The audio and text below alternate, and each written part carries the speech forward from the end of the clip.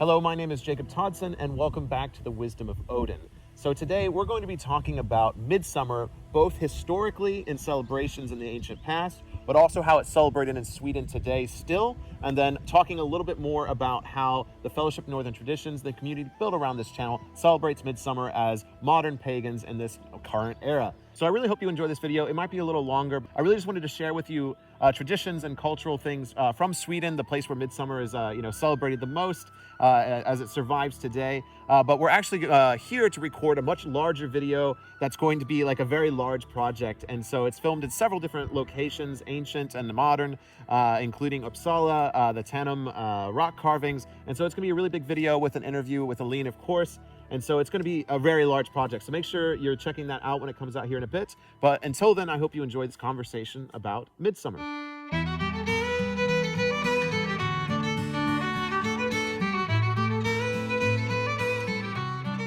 Midsummer is probably the most popular holiday in Sweden, correct? Yes, it is Jul, which is Christmas for us, and Midsummer. Those are the two biggest ones, absolutely. Yeah, so I think in the West world, in America, and even in most of Europe, usually the winter holidays, Christmas or Yule, these things tend to be the most celebrated holidays around the world, even to people who are not religious. And I find that usually like summer holidays kind of get forgotten about because a lot of the times they're about eating food, grilling out, and in America it's about America, and so a lot of times it isn't religious. But to the ancient Swedes, this time of year was very special. And I think a lot of that can still be seen in the celebrations today. Am I kind of correct? Yes, you are correct. You are correct. It is, it's a celebration of life and fertility and magic. And it's very important still. And I think it is really different here because obviously it is, June 2nd as we record this. And it's daylight until about 11 o'clock at night. And then the sun rises about 3 in the morning now already. Yes. Yeah. And during Midsummer, that is when we have the solstice, right? So a solstice in Sweden, almost wherever you are in Sweden, that means that the sun just does a little loop, basically. But I definitely wanted to ask you, what are some of the traditions that are, in modern Swedish Midsummer still, that people still do today? Yeah, so as you already mentioned, that summer is a time of food, right? We tend to put emphasis on the food, and that is very, very common for Midsummer. We have a very specific type of food, though. You have to have the pickled herring. There has to be strawberries. Pickled herring is good, okay? There has to be strawberries. There has to be fresh potato, okay? And sour cream with chives. Maybe you will make meatballs for the kids who don't eat the pickled herring. See, I would eat the meatballs. Maybe if there are kids there, you could. Let's see if I'm forgetting some. Oh, and the Scandinavian vodka, of course, we drink during the Midsummer. So we have these key components, right, to our Midsummer meal. And then we have something we call snaps or nubbe. Yep. And that is like a shot of Scandinavian vodka. And what we do is that we sit around the table, we eat, we have a good time, right? And you have to be outside and eat the Midsummer table. And we sing, and then you take a shot. And then you eat some more, and then we sing another song, and then everyone has to take a shot. So far, this is not sounding too different than 4th of July. Because but the focus of that obviously is America, like 4th of July kind of celebrations. But you still have the key component of food, of drinking, of, celebrating with family outside. Yeah. So let's go forward from the food. But food is very important. I'm just putting it there. Food is very important. You can't forget the food. Oh, no. And it's this specific food. These key components need to be there. Yeah. Otherwise, it's not Midsummer. But what we also have, of course, is the dancing. Midsummer in Sweden is like a big folk fest. Like you mentioned Christmas or Yule. That is mostly centered around the family, right? Yeah. While Midsummer is centered around the community more. Coming together, playing together, dancing together, singing together. So we have the Midsummer pole, which you help as a community. You come together, you dress the Midsummer pole, because it's just a stick like this. And you dress the Midsummer pole in flowers, in greens, so it turns out like a really beautiful thing. And then you help each other raise it, so it stands up. And then, of course, you get your folk musicians. And you put on your folk dresses or your prettiest summer outfit. We make these flower crowns, right? We make big flower crowns and put flowers The flower crowns in our hair. There are seriously flowers everywhere in this country. Yes. Like, it's not something that's seriously coming from the States. Like, after a certain point in spring, you don't see flowers anymore, I feel like, in a lot of places. Like, there are so many wildflowers still absolutely everywhere, and it's so beautiful. Yeah, we put these crowns in our heads and we get ready. Usually it's live music, it's folk music, folk musicians coming there playing like violins and different types of instruments. And everyone dances around. It could be one ring around the midsummer pole, it could be 2, 3, depending on how many people come there. And everyone knows the songs. Everyone knows the dance to that typical song. They just know it. Is the tiny frogs. Oh, is this the one where they're like the little eyes, like it has no eyes or something like that? Yeah, they have no ears. Oh, they have no ears, that's yeah, right. Frogs yeah. have eyes. They have no ears, they have no tails. And then you jump around the pole. So everyone gets down low on their knees, put the tail behind their back, and they jump around like tiny frogs. Yeah. So this is very innocent. Like, it sounds like a very innocent celebration, like very wholesome.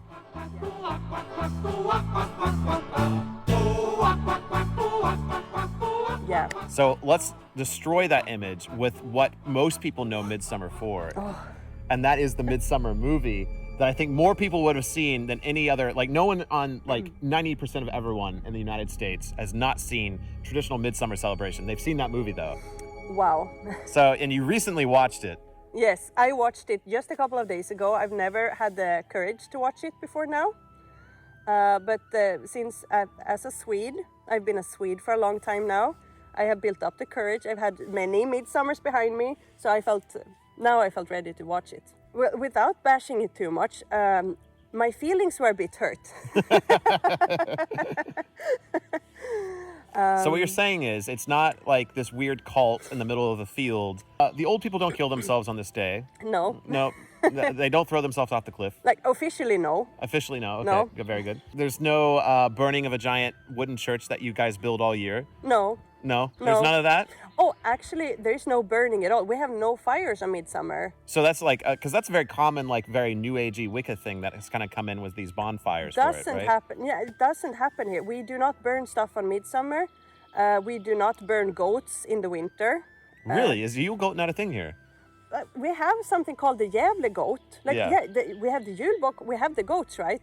But the thing is that this is an act of vandalism. That you burn the goat. Oh, that's right, because, like, isn't there, like, a whole thing where they, like, build a big goat, but then someone always burns it down or something like that? Yeah, exactly. And, I mean, that's just acts of vandalism. That's not, like, a tradition or, like, a thing. So, burning things to us is, like, destruction. So, burning things is actually a way of... destroying something. I like setting things on fire. I mean, but we do have fires, though. We have fires in order to, like, scare away the witches and bad spirits and so on. Right, yeah. But not on Midsummer, for sure. So at this point, I kind of wanted to share a little bit, because I'm sure I've been interweaving clips of this, because almost a week from today, we're going to be having a one-day celebration in Ohio. When I briefly returned back to the United States to just kind of visit family, but I also wanted to have a Midsummer event. And so what we're going to be doing there, basically everyone's going to come together. This will be the first time you heard us as well, so you can give your honest opinion. Perfect. And then when everyone gets there, we wanted to have like a drum circle. So I'm inviting everyone to bring drums, and we're all going to like kind of light the first fire, because we're going to have a fire as the center of our thing. Yeah. And then we're all going to kind of go around it and sing and dance and kind of welcome the spirits of the land, and just get everyone kind of, good energy, like really excited. Yeah. And everyone just, bringing good vibes to the area that we're in, because we're really just in the middle of the field around some trees. Yeah. And then after that, we're going to have a meal. We're going to have like a barbecue and like have hot dogs and all this classic, kind of grilling out stuff. Yeah. And then after that, we're going to be doing like a Sif and Thor ritual. Yeah. Where everyone brings like stuff of the harvest, so to speak, like, things from like, the field, plants, vegetables and things like that. And they're going to bring them to the fire to representatives of Sif and Thor, kind of the hearth and the home.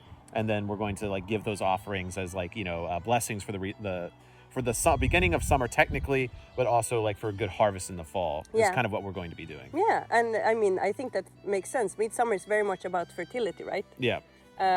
Most babies in Sweden are born 10 months after Midsummer. Oh, interesting. Yeah, no, to me it makes sense. Yeah, it makes sense to have that kind of a theme to it, and like the dancing, and I mean, it's really about togetherness in the end, right? It is. Yeah. So, and I think that's again like, you know, I admit those things aren't necessarily historical, but the reason we kind of do them is because we look at the themes, like the themes of these year. Because like Midsummer, as it's celebrated in Sweden, is more of just like a cultural tradition, less so as a religious rite at this point. And so I really try to look at, and the leaders within the Fellowship of Northern Traditions, we look at the ancient past and say, okay, what were they celebrating? And then how can we celebrate that same theme today in a way that honors that at the same time? Because obviously, you know, our information on like really ancient Midsummer is probably fairly lacking, I'm assuming. Yeah, I mean, there are certain things with Swedish culture where some things are so old, we don't know where they started, right? We have no idea where they started. And some things are newer. I mean, they used to be the midsummer porridge back in the day, instead of the pickled herring and the good stuff. Yeah. and Porridge I does mean, not sound good in the heat. No, and that was because, I mean, the people of Sweden were just so poor. But the dancing and the togetherness and the fertility, that is something like, we can't say how old that is. I mean, obviously there is something magical, a magical spiritual component to taking something from the land. Like we have this tradition of picking magical flowers. Yep. Or if you pick 7 different flowers from 7 different meadows. Yeah. And you have to be completely silent while doing it. Then you tuck them all together and you put them underneath your pillow. Then you will see your soulmate and your true love during the night.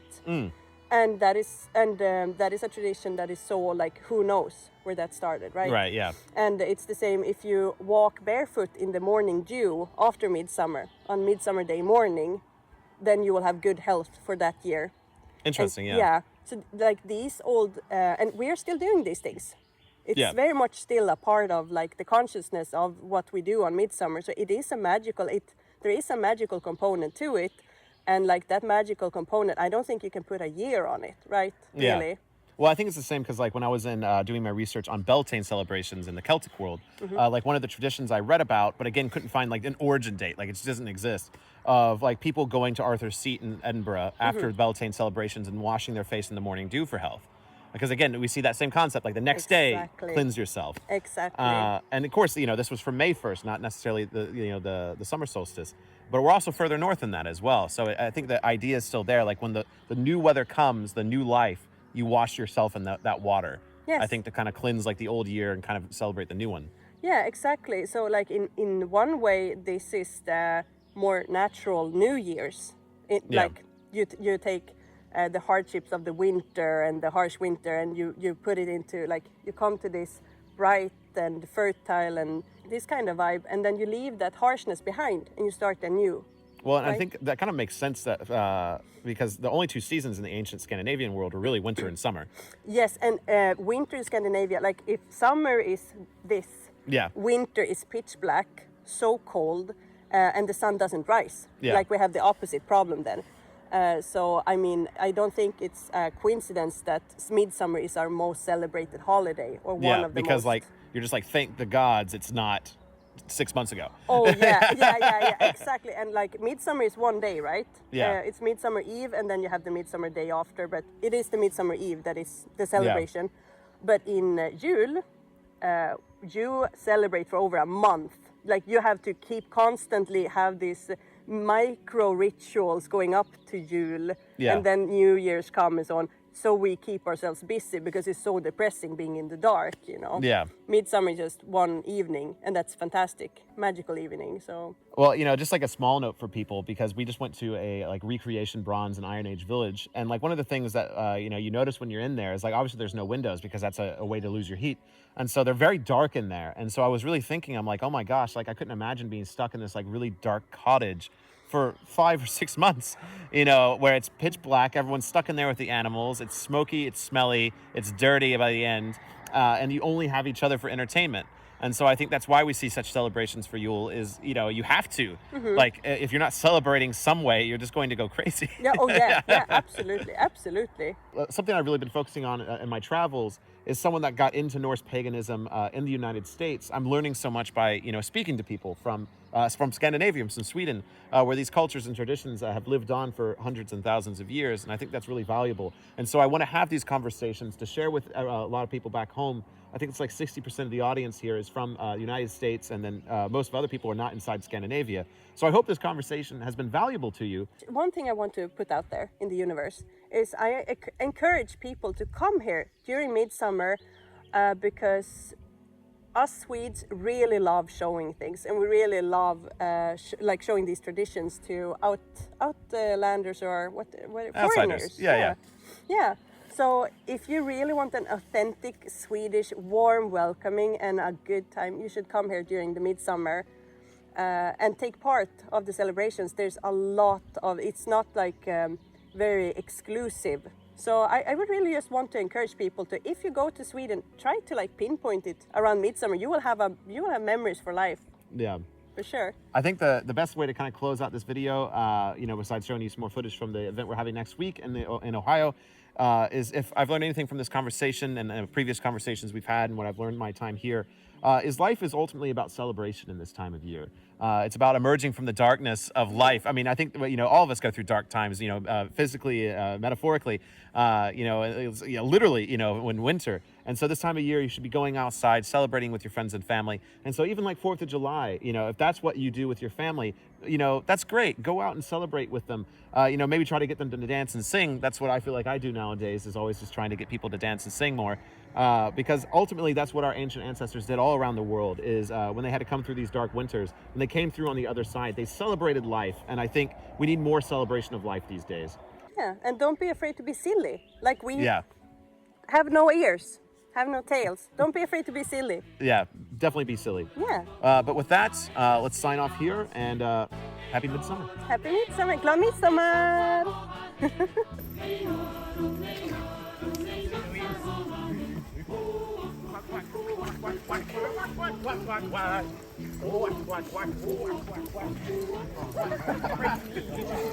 I think the circle's gotten smaller.